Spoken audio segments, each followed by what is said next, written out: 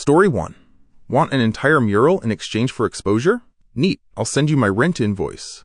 I'm a 32-year-old woman, and I do freelance illustration and murals on the side.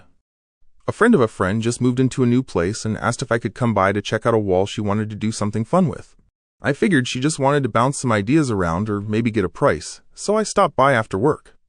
She shows me this huge wall in her living room and says she wants a whimsical forest scene. Animals, fairies, stars, the whole dreamy vibe. Cool. I ask her what kind of budget she's working with and what kind of timeline she's thinking. She looks at me and says, "Oh, I thought you'd do it for free. You love art, don't you? And all my friends are going to see it. That's a lot of exposure, and if I really like how it turns out, I'll tell the people I work with about you." I actually laughed at first because I thought she was kidding. But she wasn't. I stayed polite and told her that I charge for projects like this, and I gave her my usual rate, which is honestly very fair considering how big the wall is and what she was asking for. She got all offended and said she didn't think I was the kind of person who made art all about money. I told her I'm not, but I do have to pay bills with real money, not good vibes and exposure. Haven't heard from her since, but I did see her post on her Instagram story about how artists used to make things out of passion, not for a price. Ma'am, even Michelangelo got paid. Story 2. You're desperate for a laptop?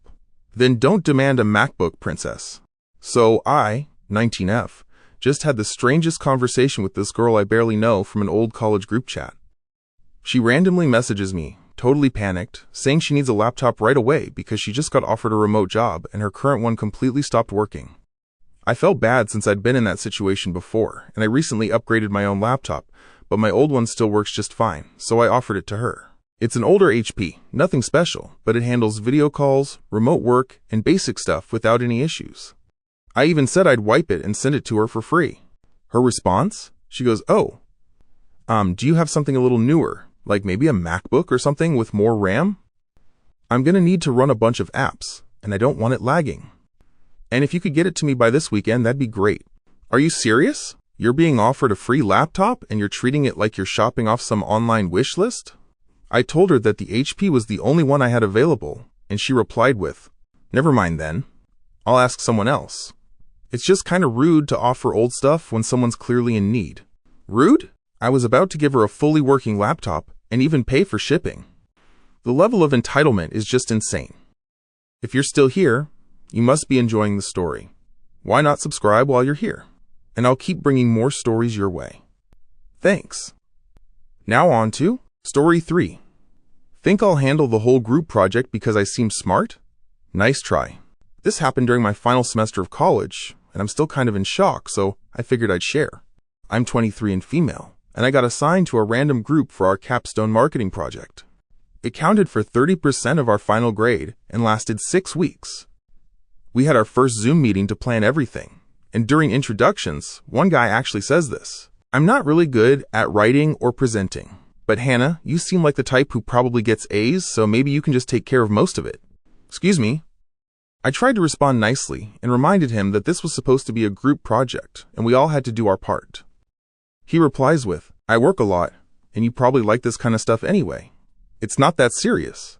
I'll totally Venmo you like $10 or something." $10 for 6 weeks of work on a senior level project. I told him no, and then he completely disappeared from the group chat for 4 whole weeks. Then, the night before the presentation, he suddenly pops up and says, "I expect my name to be on everything, because I really need to pass this class." We ended up reporting him to the professor.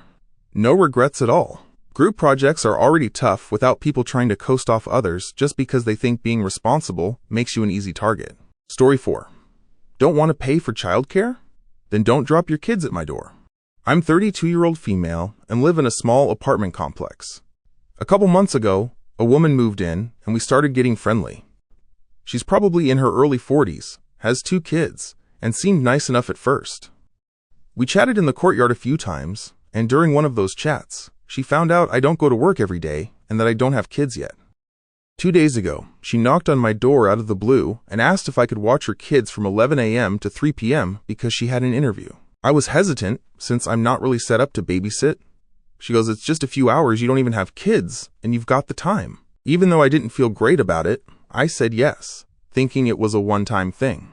She dropped off her 2 boys, ages 6 and 9, with no snacks, no water, no notes, Nothing. Just told me they like cartoons and left. 4 chaotic hours later, she finally shows up. No thank you, no appreciation. Just tells me they'll probably be back next week at the same time. What? Do you have another interview next week, or are you just assuming I'm free childcare now? I told her I couldn't do it again, unless she was willing to pay a small fee. I figured $30 for 4 hours was more than fair. She said she thought we were friends and that she doesn't have that kind of money. Then she hits me with, "You don't even have real responsibilities, you should be helping your community, not asking for money like a daycare." Excuse me, I'm not a daycare, not your maid, and definitely not here to supply snacks for your kids. Let's just say, I don't open the door anymore. If you've made it this far, comment your favorite snacks below. Let me know you're still watching. Now on to Story 5. Want a free place to stay? Don't expect me to hand over my bedroom. I'm a 27-year-old female, and I live alone in a small 1-bedroom apartment. Last week, a friend from college messaged me out of the blue saying she was moving to my city for a fresh start and needed a place to stay for a few weeks. I was a little unsure, but I agreed to let her sleep on my couch for up to 2 weeks, rent-free, while she looked for her own place. I even said I'd help her find some listings.